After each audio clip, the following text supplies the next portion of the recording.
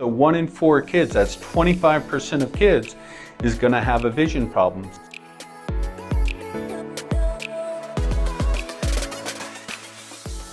Well, just like everything else that you do for back to school, you go and get a new backpack, you get pens, you get pencils. You know, none of that is going to do you any good if you can't see the board, if you can't see your computer, if you can't see to do your homework. So 1 in 4 kids, that's 25% of kids, is going to have a vision problem. So it is very important that we find those kids, you know, before they start to fall behind. If you can't see the board, you can't write down, you know, what it is, and then you're asking your buddies, well, what happened there, right? You know, in today's world, it's totally different. Last year, COVID threw a monkey wrench in the equation. You know, with all the online learning, all the computers, now we've got to deal with blue light filters. We got to make kids see well up close as well as far away. A lot of times kids don't like to do homework because they can't see up close, or it hurts their eyes to see up close. So with 2020 and COVID thrown into the mix, you know, kids have to learn how to use the computer, use a tablet, and with blue light being emanated from all of these devices, blue light filters has become very important, not only for the health of their eyes, but their ability to maintain normal sleep patterns. And so not only do we need to make kids see good far away now, we have to make sure that they can use a computer effectively to do their homework. And who knows what this year is going to bring. But one thing for certain, if we don't bring kids in and have them looked at, we won't know what their visual needs are. You won't know what their visual needs are until we get that very first important step, the eye exam. Misdiagnosis of ADD is actually very common simply because, you know, the level of screening within the school system is only 20/40.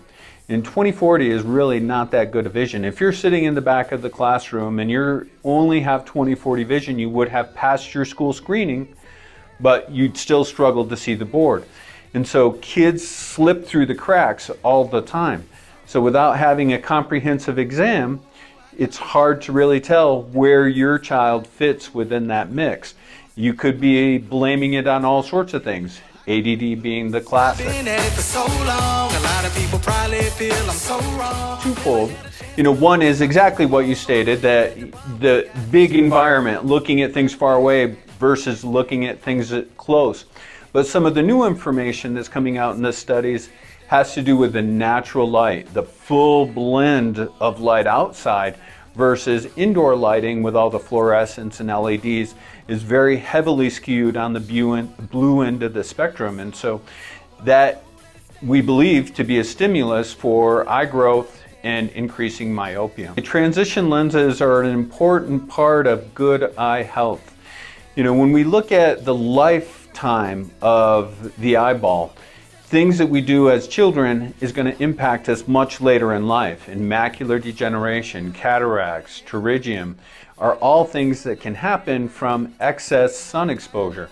And kids are in, kids are out. And actually, it's a good thing for your kids to be outside because we know from many studies that this epidemic of nearsightedness, myopia, kids that spend more time outside are less nearsighted than kids who spend all their time inside.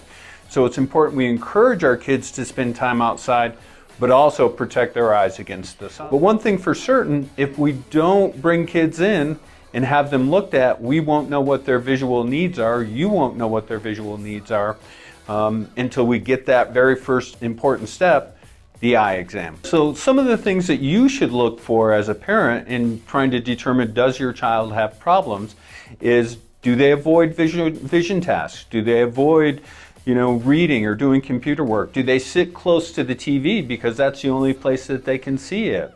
You know, do you notice their eyes turning, right? That's a very important piece of information because vision development, the crucial years are from birth to 9 years old. And that's the time period where the eyes are learning how to communicate with the brain. And after that, whatever happened in those first 9 years is pretty well set for life. So our window to really have a positive impact on vision development is in those first 9 years. So if you observe anything that is kind of questionable behavior about how they interact with the visual world, then they need to come in and get their eyes examined. All kids should have their eyes examined by the time they start school. So kindergarten, before their first year of school, and then every year afterwards. We know that kids, once they start developing vision problems, it's going to progress. And one of the things that can make it progress more is not being properly corrected. So if a child is undercorrected, then that's a stimulus for increasing nearsightedness. So certainly we want to make sure that kids' eyes develop normally, they communicate with their brain effectively, but also we want to stay up on their prescription as they go through all the grades of school. One thing for certain, if we don't bring kids in and have them looked at, we won't know what their visual needs are, you won't know what their visual needs are until we get that very first important step, the eye exams.